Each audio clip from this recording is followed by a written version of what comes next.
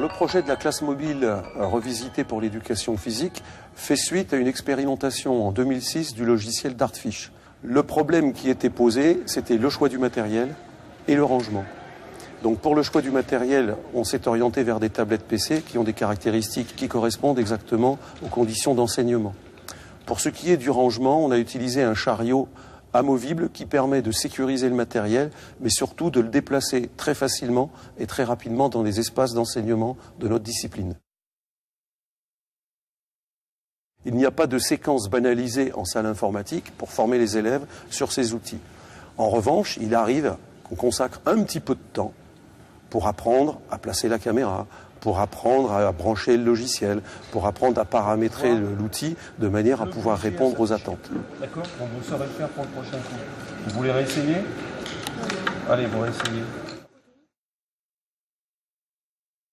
Il y a préalablement à cette mise en œuvre une réflexion didactique sur l'enseignement des TIS. Par exemple, choisit-on d'utiliser le direct ou le différé avec ou sans enregistrement, ou bien encore d'autres outils comme l'analyse. Avec un retour en direct, vous allez bien paramétrer en direct. Parfait. Quelle que soit l'activité, il suffit de s'organiser, d'y réfléchir, d'organiser la tâche d'apprentissage de manière à ce que ça puisse se faire. Bien évidemment, des compétences nouvelles sont à développer pour les élèves, apprendre à passer hors champ par exemple, alterner les rôles entre caméraman, utilisateur de l'ordinateur, mais également acteur moteur, puisque ce n'est pas parce qu'on met en place ce genre d'organisation que les élèves ne pratiquent pas. J'obtiens des variables didactiques supplémentaires sur lesquelles je peux jouer. Par exemple, sur la consultation des élèves, est-ce qu'on associe deux élèves de même niveau, garçon-fille? Est-ce qu'on associe un novice avec un expert, un novice avec un débrouillé? Toutes ces variables-là permettent de mettre en interrelation les élèves entre eux et d'échanger d'une autre manière. Habituellement, quand on intervient auprès d'un élève pour le conseiller, il nous perçoit souvent comme un juge et il nous dit « Non, non, c'est pas vrai, ce que j'ai fait, ça correspond pas à ce que vous me dites ». Là, avec la vidéo, il y a un côté objectif qui permet de dire « Tu vois, ce que je t'ai dit est vérifié ». Le rapport est différent, on est là pour apporter des éléments pour résoudre son problème. C'est bien. François? Voilà. Tu vois, lui, il a vu, il a lâché. Au niveau moteur, tout d'abord, les élèves vont beaucoup plus vite, passent d'une étape à l'autre, en gagnant beaucoup de temps. En revanche, nous sommes confrontés à une nouvelle problématique qui est celle de la stabilisation de ces apprentissages. Et actuellement, je travaille sur comment toute cette logistique peut me permettre d'aider les élèves à stabiliser. Donc ils vont plus vite, mais j'aimerais qu'ils stabilisent davantage. Il y a d'autres types d'apprentissages qui sont faits également au niveau social. Les élèves apprennent à communiquer, à échanger, à établir un consensus sur un constat pour lequel parfois il y a des conflits et ça nécessite de leur part une écoute, une interaction entre eux pour arriver à une solution qui peut déboucher sur un projet de transformation moteur. Tu te déplaceras après.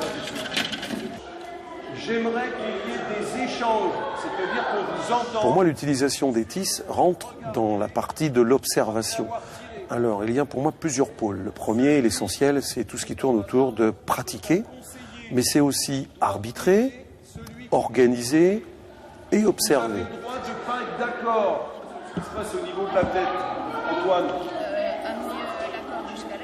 Amener l'accord jusqu'à... En développant des compétences dans ce secteur, nous arrivons parfois à mettre en action des élèves qui, a priori, ne voulaient pas s'engager dans le pôle de la pratique motrice.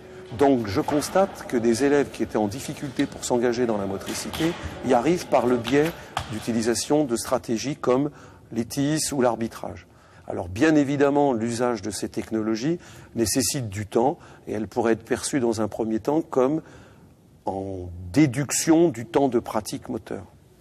Qu'est-ce qui se passe en réalité? Les élèves gagnent du temps au niveau des apprentissages parce qu'ils accélèrent les étapes par lesquelles ils passent.